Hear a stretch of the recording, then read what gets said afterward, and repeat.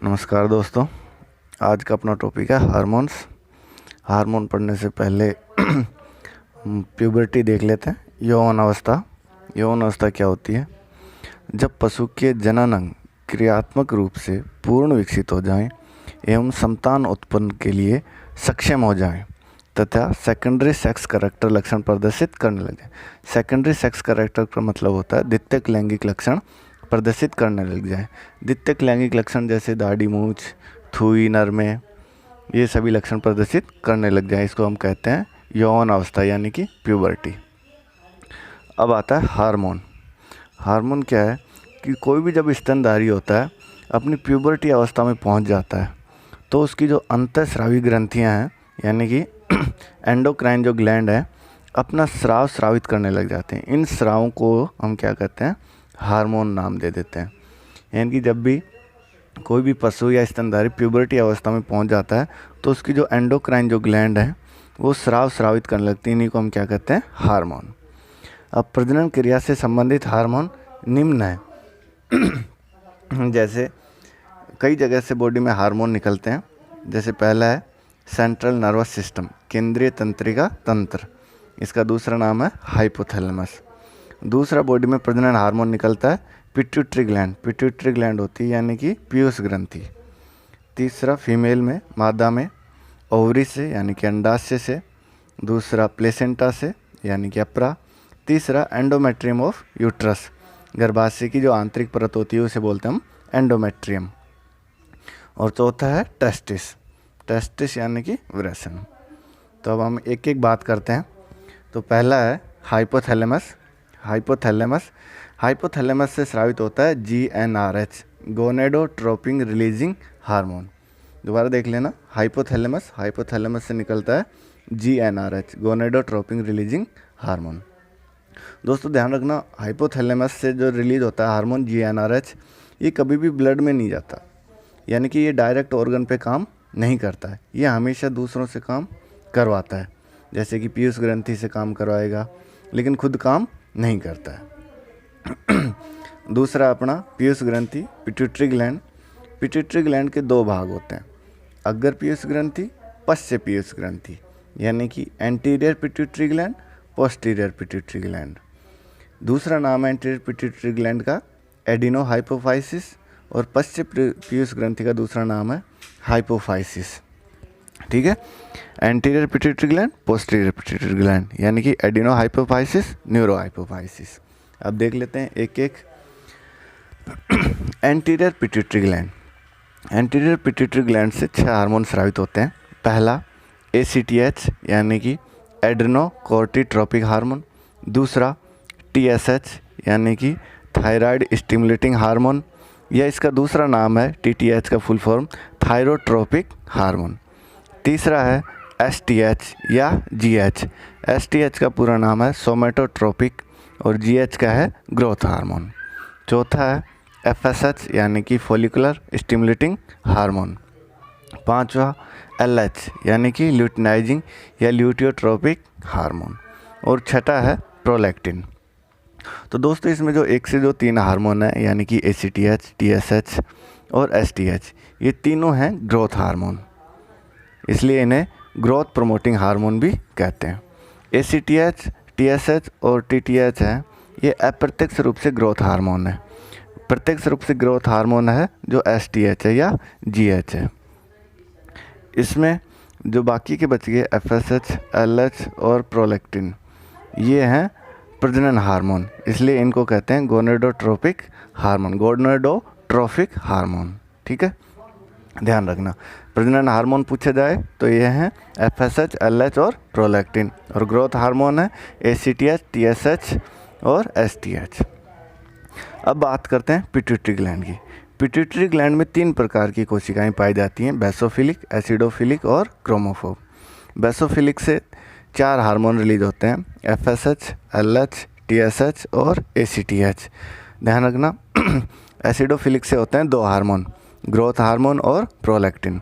तो ध्यान रखना, अगर कभी क्वेश्चन आए प्रोलैक्टिन हार्मोन पिट्यूटरी ग्लैंड की किस कोशिका से स्रावित होता है, तो किससे आएगा? एसिडोफिलिक से। अब बात करते हैं FSH, जो अग्र पीयूष ग्रंथि से निकलता है। इसके कार्य क्या क्या हैं? तो इसका जो टारगेट अंग है वो है ओवरी। ओवरी मीन्स अंडाशय। ओवरी पर ग्राफियन फॉलिकल को बनाता है। एफएसएच का ध्यान रखना, क्या कार्य है, मेन कार्य ग्राफियन फॉलिकल को बनाता। मादा में सेकेंडरी सेक्स कैरेक्टर यानी कि द्वितीयक लैंगिक लक्षणों का विकास करना। वैसे जो मेन है सेकेंडरी सेक्स कैरेक्टर वो मादा में ईस्ट्रोजन करता है, लेकिन एफएसएच भी करता है, ध्यान रखना। नर में स्पर्मेटोजेनेसिस। स्पर्मेटोजेनेसिस का मतलब होता है शुक्र जनन क्रिया। तो शुक्र जनन की क्रिया नर में कौन करवाता है, एफएसएच।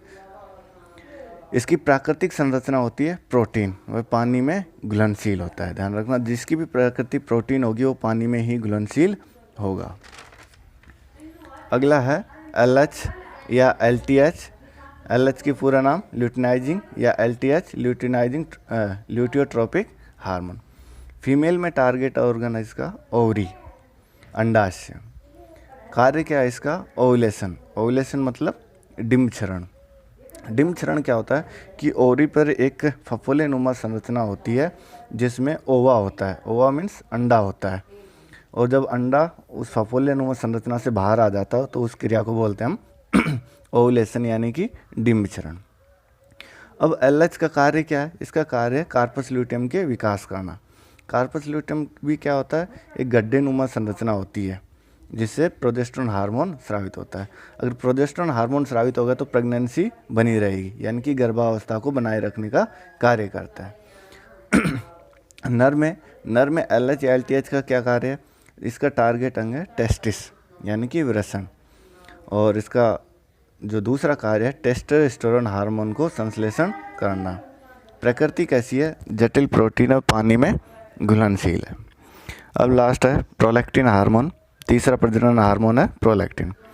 प्रोलैक्टिन दुग्ध निर्माण को प्रारंभ करता है, दुग्ध अवस्था को बनाए रखता है। भेड़, दोस्तों प्रोलैक्टिन जो हार्मोन है भेड़ व चूहे में दुग्ध काल को बनाए रखने का कार्य प्रोलैक्टिन करता है, या मैं यूँ कहूँ कि कार्पस ल्यूटियम को बनाए रखने का कार्य प्रोलैक्टिन करता है। जो मादा पशु होती हैं इनमें मातृत्व की भावना पैदा करना भी कौन सा हार्मोन करता है, प्रोलैक्टिन करता है। पक्षियों में ब्रूडिनेस। ब्रूडिनेस क्या होता है, जो अंडों को सेकते हैं ना जो पक्षी, उसको हम बोलते हैं ब्रूडिनेस। तो ध्यान रखना, क्वेश्चन आए कि मातृत्व की भावना पैदा कौन सा हार्मोन करता है, प्रोलैक्टिन, और ब्रूडिनेस भी प्रोलैक्टिन ही करता है। अब आता है एफएसएच एलएच। एफएसएच और जो एलएच होते हैं इनके कार्य में थोड़ा सा आपको बता देता हूँ, ये किस कार्य चिकित्सा में किस कार्य हेतु लगाए जाते हैं। Cystic ovary. सिस्टिक ओवरी होती है कि ओवरी पर फफोले नुमा संरचना बन जाती है, उसको हम बोलते हैं सिस्ट। अब सिस्ट भी कई प्रकार की होती हैं, ल्यूटियल सिस्ट, फॉलिकुलर सिस्ट और सीसीएल। सीसीएल मतलब सिस्टिक कार्पस ल्यूटियम। फॉलिकुलर जो सिस्ट होती है इसमें हमेशा पशु निम्फोमीनिया कंडीशन में रहता है। निम्फोमीनिया मतलब होता है पशु का बार बार ताव में आना। तो क्वेश्चन बनता है कई बार कि किस सिस्ट के अंदर निम्फोमीनिया कंडीशन रहती है, तो ध्यान रखना किसमें, फॉलिकुलर सिस्ट में। हालांकि हम सिस्ट पढ़ाएंगे तब हम दोबारा से बता देंगे। और जो ल्यूटियल सिस्ट होती है उसमें होता है एनिस्ट्रस। एनिस्ट्रस का मतलब होता है पशु का ताव में नहीं आना। तो जो एफएसएच और जो एलएच है ये चिकित्सा में सिस्टिक ओवरी या निम्फोमीनिया, निम्फोमीनिया अभी बताया मैंने, एनिस्ट्रस भी अभी बता दिया, या ओवुलेशन के लिए लगाया जाता है। ओवुलेशन क्या होता है कि ओवा का बाहर नहीं आता है, अंडा उससे ओवरी पर जो ग्राफियन फॉलिकल बनता है उससे ओवा बाहर नहीं आता है, तो उसके लिए भी हम इनको काम में लेते हैं। तो अगर पीयूष ग्रंथि अपनी होगी पूरी, तो हमने अगर पीयूष ग्रंथि में अभी पहले पढ़ा हमने अगर पीयूष ग्रंथि से पहले हमने पढ़ा हाइपोथैलेमस। हाइपोथैलेमस से कौन सा हार्मोन रिलीज हुआ, जीएनआरएच। जीएनआरएच के बाद में हमने पढ़ा पीयूष ग्रंथि। पीयूष ग्रंथि के दो भाग बता दिए हमने, अग्र पीयूष ग्रंथि और पश्च पीयूष ग्रंथि। अग्र पीयूष ग्रंथि से भी हमने 6 हार्मोन बताया अभी, ACTH, TSH, STH, FSH, LH और प्रोलैक्टिन।